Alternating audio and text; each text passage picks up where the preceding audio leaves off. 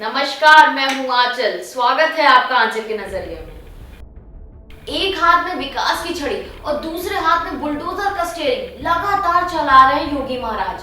प्रदेश विकास के रास्ते पर बढ़ रहा है और साथ ही माफियाओं और गुंडों के खिलाफ कड़ी कार्रवाई हो रही है। चुनाव जीतने के बाद मुख्यमंत्री योगी आदित्यनाथ एक बार फिर उन लोगों के खिलाफ कड़ी कार्रवाई कर रहे हैं जो लोग गरीबों, महिलाओं और आम लोगों के दुश्मन हैं। वास्तव में योगी का बुलडोजर उन्हीं लोगों के खिलाफ चल रहा है जो समाज की सुरक्षा को संकट में डालते हैं। महत्वपूर्ण बात यहाँ ये है, योगी आदित्यनाथ ने बुलडोजर को भी उनकी सीमाएं बताई हैं। उनका बुलडोजर सिर्फ माफियाओं और अपराधियों के ऊपर चलेगा। अधिकारियों को ये हिदायत दे दी गई है कि किसी भी कीमत पर आम आदमी की दुकान, मकान या निर्माण पर बुलडोजर नहीं चलाया जाएगा।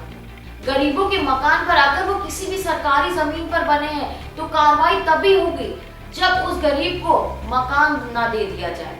वास्तव में पिछले तमाम वर्षों से उत्तर प्रदेश में अपराधियों और माफियाओं का बोलबाला था।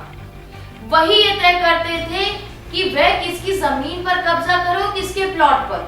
2017 के बाद योगी आदित्यनाथ ने सबसे पहले माफियाओं के खिलाफ शिकंजा कसा।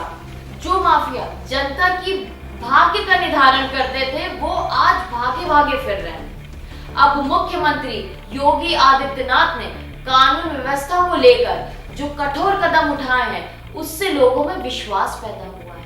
अब प्रयागराज की विनीता कुमारी मुस्कुरा कर कह देती हैं कि 2017 से पहले जब उनकी बेटी को थोड़ी सी भी देर हो जाती थी तो उनके मन में तमाम सवाल पैदा हो जाते थे, लेकिन अब उन्हें भरोसा है कि उनकी बेटी सुरक्षित घर पहुंचेगी। इसीलिए जो लोग योगी को बुलडोजर बाबा कहकर व्यंग कसते थे, आम लोगों को आज उसी शब्द पर गर्व होता है। उन्हें लगता है कि ये बुलडोजर उन अपराधियों के खिलाफ जरूर चल रहा होगा जो भाग्य विधाता बन गए थे।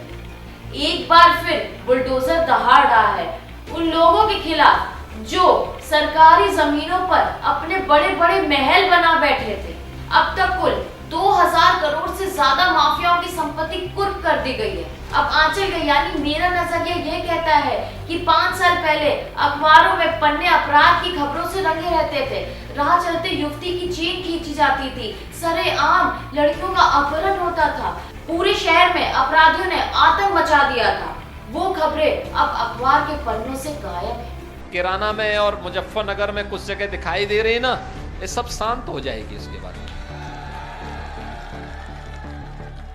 क्योंकि गर्मी कैसे शांत होगी ये तो मैं मई और जून में भी इसको बहुत शिमला बना देता हूं। मुख्यमंत्री का अपराधियों और माफियाओं के खिलाफ चल रहा ये अभियान इस कदर लोकप्रिय हुआ कि अन्य राज्यों की सरकारें भी इस प्रयोग को दोहराना चाहती हैं।